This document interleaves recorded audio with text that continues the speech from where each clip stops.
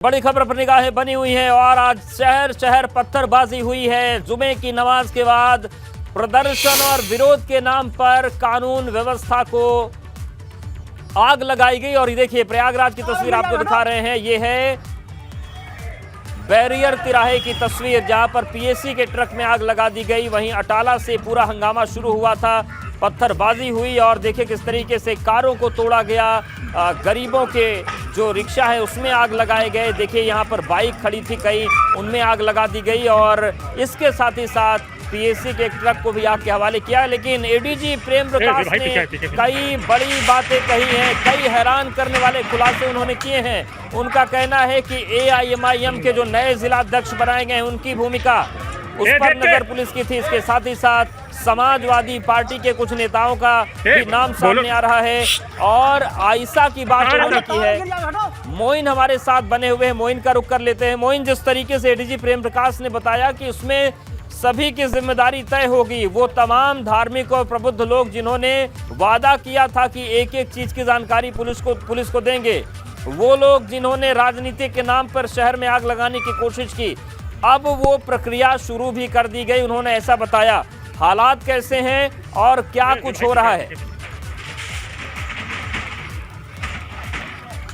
लेकिन निश्चित तौर पर कहा जा सकता है कि 4 घंटे के बाद हालात अब धीरे धीरे कर सामान्य हो गए हैं। हालात लगभग पूरी तरीके से काबू में आ गए हैं। अटाला इलाके से जो दंगा शुरू हुआ था वो अब दूसरे इलाकों में फैलने वाला था, लेकिन प्रशासन ने वहां पहल करके उसे रोक दिया है, उसे थाम लिया है। तो एडीजी प्रेम प्रकाश इस वक्त खुद यहां पर जो है मौजूद हैं और तमाम बड़े अधिकारी जो है वो अलग अलग जगहों पर हैं। और इस वक्त हम पहुंच आए हैं गोल पार्क चौराहे पर। गोल पार्क चौराहे पर देखिए जिस इलाके में दंगा फैला वहां पर बैरिकेडिंग कर किस तरीके से पूरे इलाके को सील कर दिया गया है, ये हम दिखाने की कोशिश आपको कर रहे हैं। ये गोल पार्क तिराहा है, ये मीरापुर की तरफ जो है ये रास्ता जाता है। देखिए पूरी तरीके से इसे बैरिकेड कर दिया गया है और पूरे के पूरे इलाके को छावनी में बदल दिया गया है।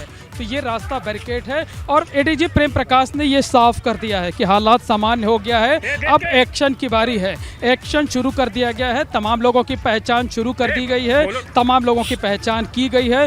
कुछ लोगों को पहले ही संदिग्धों की सूची में डाला गया था। 46 लोगों की एक लिस्ट बनाई गई थी, जिन 46 लोगों को ऊपर शक था कि ये दंगा भड़का सकते हैं। इन पर निगहबानी के लिए 150 से ज्यादा पुलिसकर्मी तैनात किए गए थे, लेकिन वो आखिरकार पुलिस को चकमा देने में कामयाब हुए। एडीजी प्रेम प्रकाश ने यह भी साफ किया कि प्रयागराज में जो दंगा हुआ उसके पीछे लेफ्टिस्ट संगठनों का हाथ है, साथ ही साथ असदुद्दीन ओवैसी की पार्टी एआईएमआईएम का भी हाथ है। इसके साथ साथ समाजवादी पार्टी के नेताओं की भूमिका को भी उन्होंने संदिग्ध बताया हुआ है और साथ ही ये भी कहा है कि जो लोग सीए के प्रोटेस्ट में शामिल थे वही लोग यहाँ दंगा भड़काने में शामिल रहे हैं। तो एक सारा नाम की एक महिला की नाम का जिक्र एडीजी प्रेम प्रकाश ने किया है। उन्होंने कहा है कि सीए का जो प्रोटेस्ट था उसको सारा नाम की एक महिला जो है, एक युवती है, वो संचालित कर रही थी, वो आगे रहती थी। वो आंदोलन कोरोना की वजह से खत्म हुआ तो उसने अब इस आंदोलन को भड़काया है। दंगे में सारा नाम की एक महिला जो है उसकी भूमिका भी संदिग्ध है, दंगे में उसका भी रोल है। इन सब लोगों की एक सूची बनाई गई है और जल्द से जल्द इन सभी लोगों की गिरफ्तारी की जाएगी और सिर्फ गिरफ्तारी नहीं की जाएगी, कड़ी कार्रवाई की जाएगी। उससे कहां से कहां तक का इलाका ब्लॉक होगा और क्या ये इसकी भी एक कोशिश है कि जो दंगाई हैं अभी इन्हीं इलाकों में छिपे हुए हैं, वो बाहर न निकल पाए, उनको ढूंढकर पकड़ा जाए। कहां से कहां तक के इलाके को जाम किया गया है बैरिकेडिंग के जरिए?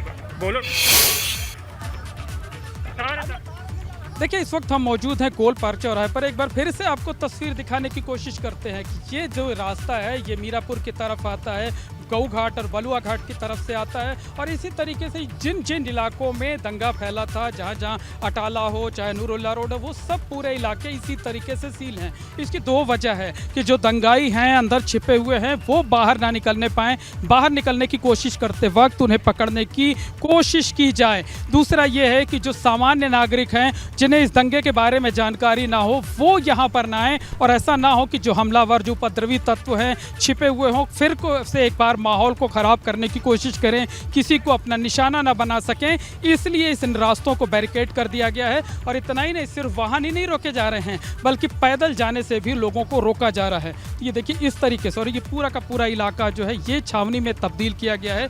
पीछे की तस्वीरें दिखाना चाहेंगे, ये रास्ता जो है अतरसुइया की तरफ जाता है। तो जिन जिन इलाकों में दंगा फैला के था उन पूरे इलाके को जो है एक तरीके से कॉर्डन ऑफ कर दिया गया है। पूरे इलाके को बाहर तो लोग जा सकते हैं, पूछताछ के बाद बाहर जाने दे रही है पुलिस, लेकिन अंदर इस इलाके में लोगों को नहीं जाने दिया जा रहा है। वाहन बिल्कुल नहीं जाने दिए जा रहे हैं और पैदल आने जाने वालों से भी पूछताछ की जा रही है। लोगों को समझाया जा रहा है कि यहाँ पर हालात खराब हैं, यहाँ पर मत। देखिए एडीजी प्रेम प्रकाश ने किस तरीके से वहां पर मोर्चा संभाल लिया था और उन्होंने चुनौती दी थी कि अगर आप लोगों ने अपनी हरकतों को शांत नहीं किया तो हम फायर करेंगे, पर सीधे गोली दाग दी जाएगी। तो लगातार वो खाली कराने की कोशिश सड़कों को, और खुद जो एडीजी प्रेम सड़कों पर उतरे हुए हैं। अब एडीजी प्रेम प्रकाश खुद उतर आए हैं मैदान में, उन्होंने हाथ में बंदूक तान ली है और लगातार अल्टीमेटम ले रहे हैं कि जिस घर की छत से पत्थर चलेगा वहां पर सीधे गोली दाग दी जाएगी।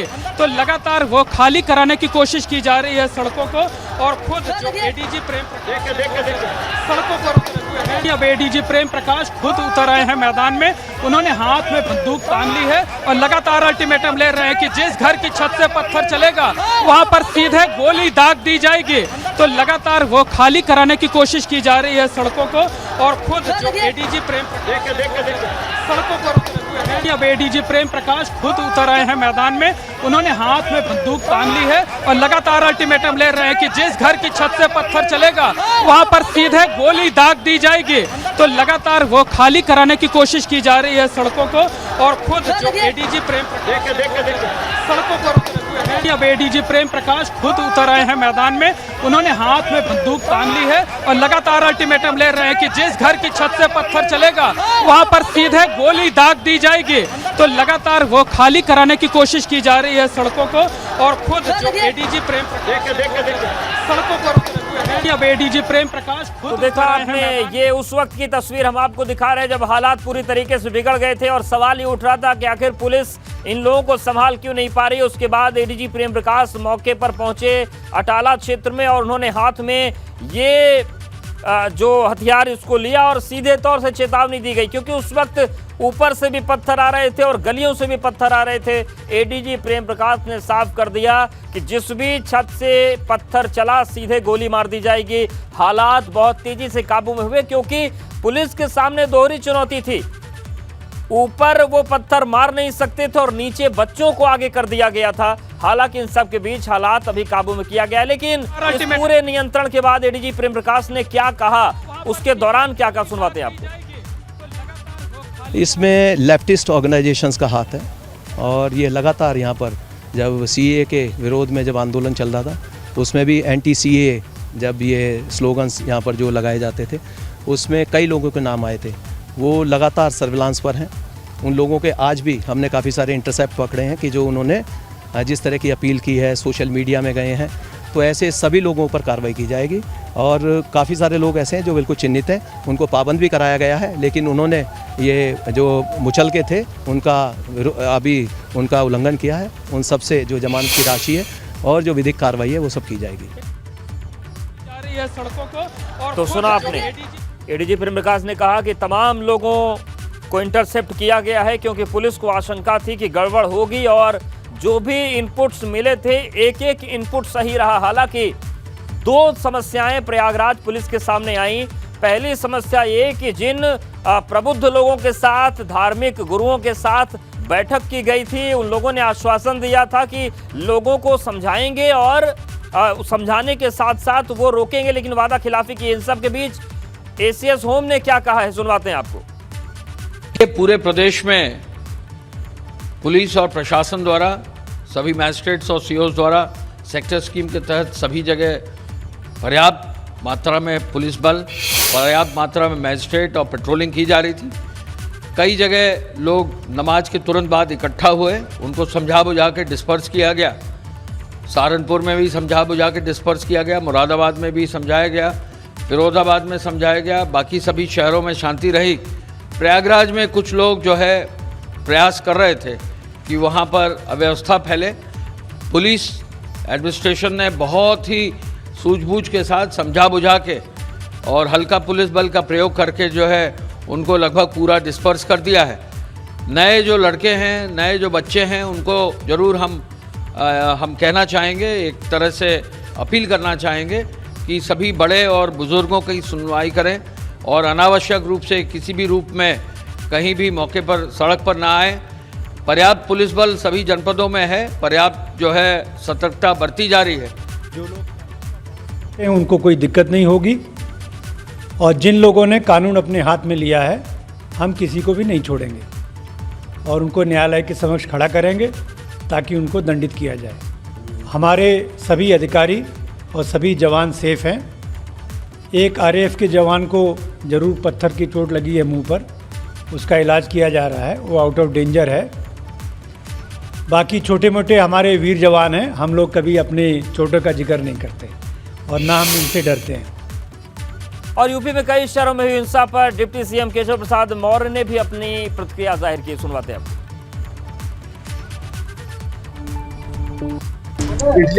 मैंने कहा ना कि अगर जहां कहीं पर भी किसी ने कोई इस प्रकार की साजिश करके शरारत की है तो जांच करके कार्रवाई करें। तो क्या आप मानते हैं ये साजिश है कोई पहले से प्लान? साजिश होगी तो पर्दाफाश भी होगा। पूरी सतर्कता बरती जाएगी, जो माहौल खराब करने की कोशिश करेंगे जांच करके उनके खिलाफ कठोरतम कार्रवाई की जाएगी। उत्तर प्रदेश दंगा मुक्त प्रदेश था, है और रहेगा। इसे कोई दंगा ग्रस्त करने की कोशिश करेगा तो वह ध्यान रखे कि कानून उसके खिलाफ कठोरता से।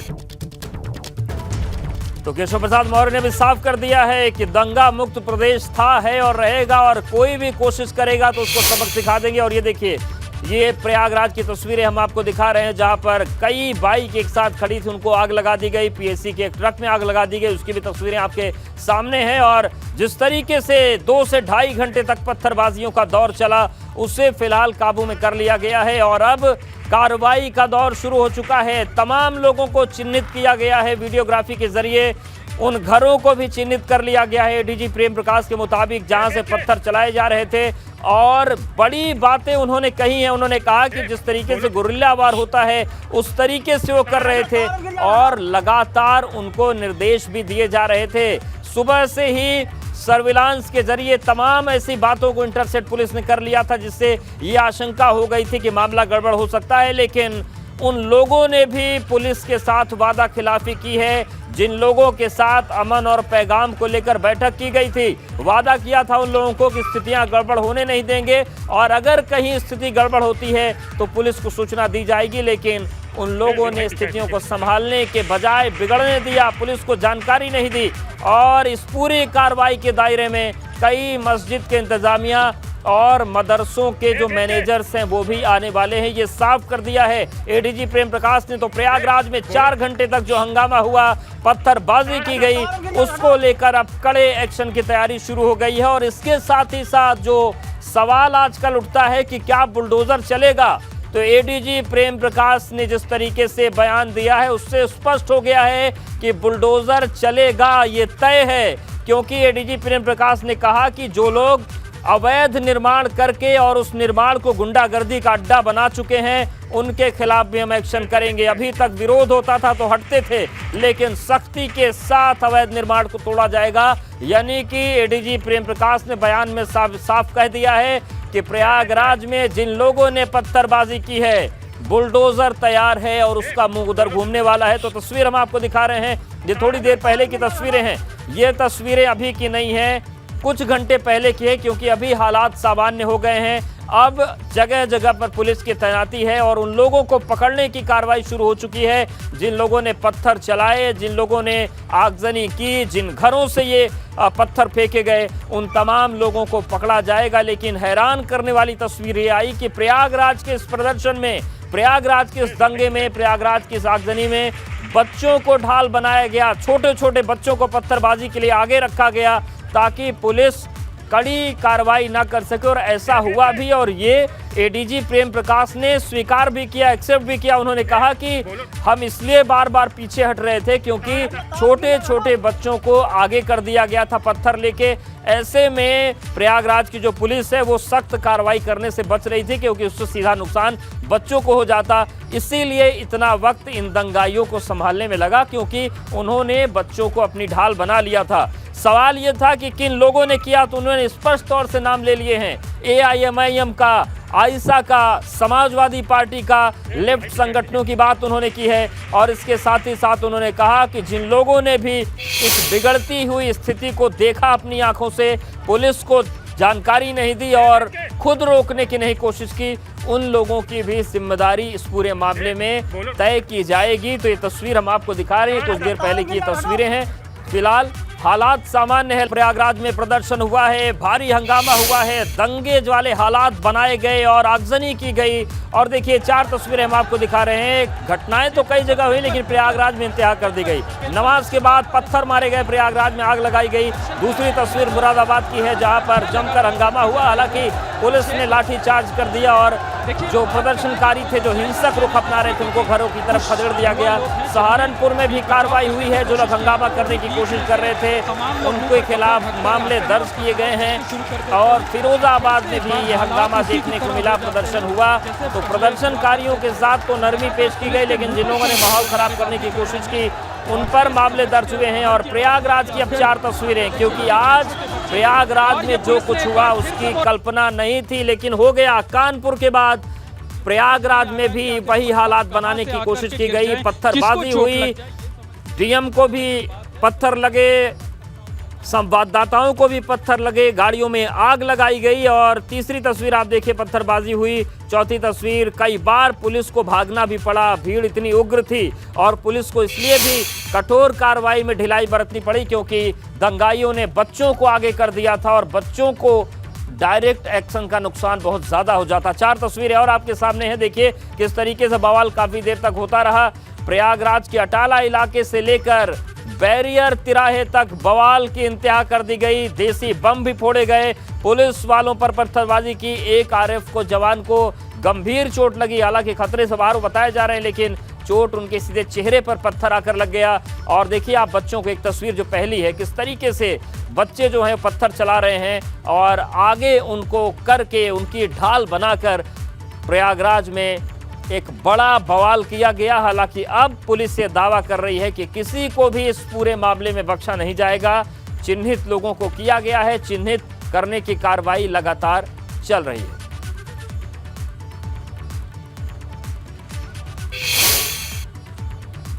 और बड़ी खबर रांची से आ रही है इस वक्त। रांची में भी उपद्रवियों का हिंसक प्रदर्शन जारी है। रांची में हिंसक प्रदर्शन के बाद कर्फ्यू लगा दिया गया है। तो बड़ी खबर, दिल्ली में भी हंगामा करने की कोशिश हुई लेकिन यहां पर प्रदर्शन शांतिपूर्ण रहे, लेकिन अब रांची में भी बवाल हो गया है और यहां पर उपद्रवियों ने हिंसक प्रदर्शन किया। प्रदर्शन के बाद हिंसा हो गई यहां पर और हालात को देखते हुए कर्फ्यू लगाया गया है। तो देखिए तस्वीर हम आपको दिखा रहे हैं झारखंड की, रांची की, जहां पर ये बवाल हुआ है और झारखंड पुलिस भी हालात को काबू में पाने की कोशिश कर रही है।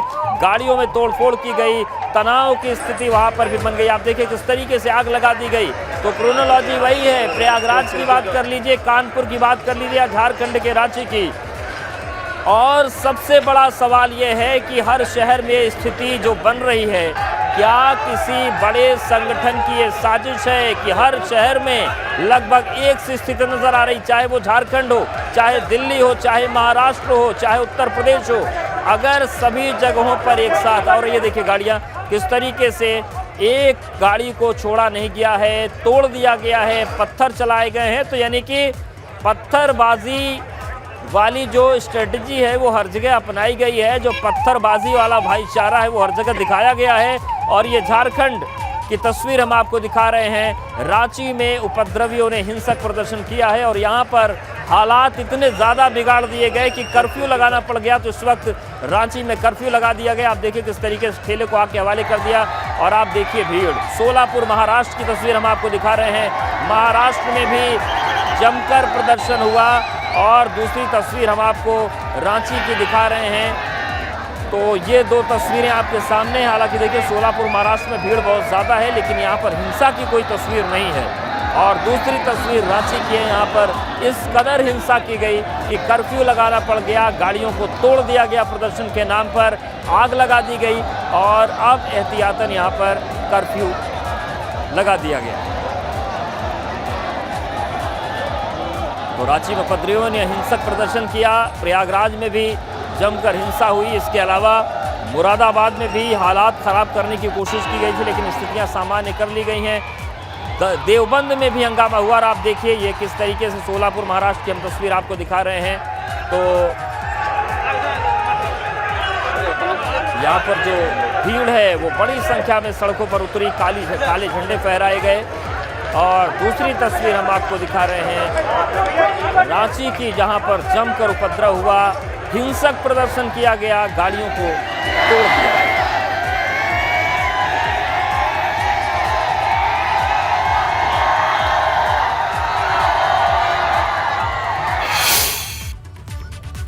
तो जिस तरीके से पूरे देश में तस्वीरें नजर आई, जिस तरीके से हिंसक प्रदर्शन हुए, उससे एक बड़ा सवाल ये भी खड़ा हो रहा है कि ये जो हिंसा हुई है, क्या इसके तार कहीं किसी एक जगह ही तो नहीं जुड़े हैं? क्योंकि हर जगह इस तस्वीर लगभग एक सी नजर आ रही है।